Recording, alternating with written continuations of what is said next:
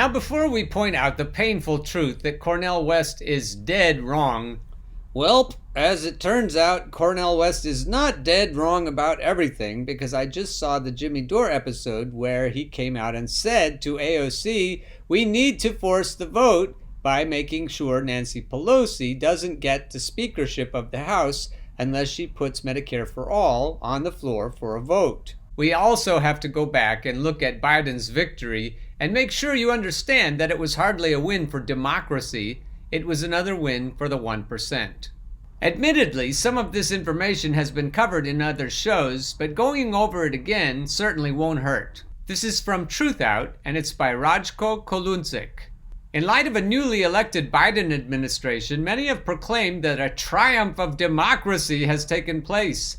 But was Joe Biden's win really a victory for democracy? The evidence suggests otherwise by a wide margin. The 2020 election was the most expensive election on record, with Democrats outspending Republicans in both congressional and federal contests. Spending was just shy of $14 billion in total, an unprecedented record and double the amount of 2016. In fact, the Biden campaign broke monthly and online campaign funding contributions of all time, boosted in large part by Wall Street donors. Biden's campaign, in fact, became the first ever to raise over $1 billion in campaign donations. Donald Trump, on the other hand, finished second in total campaign contributions by a presidential candidate, beating out Obama's 2008 record-shattering numbers. In fact, this characterizes the overall trends. Then the article goes on to mention that many big companies contributed to both candidates. So Wall Street was funding all of this. Of course, who else has all that money? Skipping ahead, if we take an even closer look, the picture becomes even bleaker, revealing how undemocratic the United States really is. Political scientist Thomas Ferguson, an authoritative scholar on money and electoral politics, has a valuable and established political science theory called the investment theory of politics. He demonstrates that the U.S. is essentially controlled by coalitions of investors who come together around some mutual interest. Thus, to participate in the political arena, you must have enough resources and private power to become part of such a coalition. He argues that since the early 19th century, there has been a persistent struggle for power among these groups of investors. Moments of conflict come along when groups of investors have differing points of view on public policy, while on policies where large investors are in agreement, no party struggle takes place. Importantly, parties attempt to change the public's opinion to match those of its investors. A major study by Princeton scholar Martin Gillens and Northwestern University professor Benjamin Page gives us even worse news. One of their major findings is that the bottom 70% of the wealth and income scale has zero influence on policy decisions. Not only are they underrepresented, they are effectively unrepresented.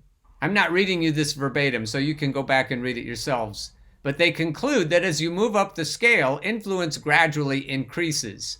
More importantly, when you reach the very top of the scale, these affluent groups essentially determine policy. Two more analysts, Sean McGuire and Charles Delahunt, fill the gaps even more. Their study shows that it's actually worse than what others have found.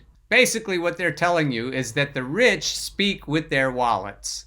Now I'll jump back into the article. In fact, they even note that while the 90th income percentile functions as a proxy for the opinions of elites, their results would probably fare even better if they had data on the opinions of the top 1%. They conclude what is generally suspected. The likely lodestar variable affecting policy outcomes is the transfer of large amounts of money to policymakers from the wealthiest sources focused intensely on particular policies. Every new study that concerns the power of the rich on U.S. democracy is more striking than the last. Biden's election victory only adds more evidence to these overall trends. In fact, as we have seen, this isn't at all surprising. U.S. society is dominated by the rich, who have the ultimate say on public policy and elections. If one wants to understand how policy is determined in our country, one will need to look at the opinions of the wealthy and how they invest their money. So now I'll jump to this article by Christopher Hellen. Neoliberalism is the bipartisan consensus, not the lesser of two evils. He doesn't put in the title, Cornel West, you're wrong about this, but he should. The fact that Dr. Cornel West is brilliant, and the same thing holds true for Noam Chomsky, doesn't save us from the fact that they're absolutely wrong on the idea of lesser evilism. Few intellectuals on the left are as widely respected as Cornel West. We already mentioned Noam Chomsky. Another one is probably Chris Hedges. Because Dr. West is a decorated, recognized leftist intellectual and activist, he has been placed on a pedestal, and many on the left take his words as gospel. While many of West's critiques of power are spot on, the left's canonization of him makes it difficult to challenge him when he is wrong, and when it comes to the issue of neoliberalism, his framing could not be more flawed. Every great intellectual has their blind spots, and whether intentionally or not, West's views ultimately serve the establishment power structure. Rather than an attempt to cancel West, my critique should serve as warning against elevating any individual to the status of moral beacons deserving of total deference. My issue with West is that he routinely conflates neoliberalism with the Democratic Party establishment while contrasting the neoliberals with Trump Republican neo-fascists. On the November 6th episode of the Dig podcast, West describes our systemic rot as the fault of the neo-fascist wing of the ruling class, which is Trump and company, and the neoliberal wing of the ruling class, which is Biden and Harris. I am not disputing that the Democratic establishment subscribes to a neoliberal ideology, but the idea that neoliberalism is a bounded partisan affiliation which excludes the Republican Party is simply false. West ought to know better, but his status as the left's greatest intellectual, I don't think I would give him that title, but his status as the left's greatest intellectual has given validity to the idea that the term neoliberal has a partisan affiliation. And we've backed up that assertion, Christopher, with previous shows. We've pointed out that Ronald Reagan and Margaret Thatcher both are neoliberals too. In many ways, even Jimmy Carter was a neoliberal. In many ways, even Nixon and George W. Bush were neoliberals. West's incorrect partisan conceptualization of neoliberalism is not only wrong, but it is misleading. While the word neoliberal is etymologically related to the word liberal, it has no relationship with the current political usage of the term liberal and its modern association with the Democratic Party. Rather, it harkens back to the 18th century Scottish economic philosopher Adam Smith, who advocated the removal of all tariffs and restrictions on free capital so that the invisible hand of the market could bring prosperity to all. In the post-World War II years of the 20th century, Smith's idea about the liberalization of capital were brought back into the spotlight by economist Friedrich Hayek and later Milton Friedman, whose goal was to completely dismantle the social safety nets of FDR's New Deal, which it was argued hampered free capital.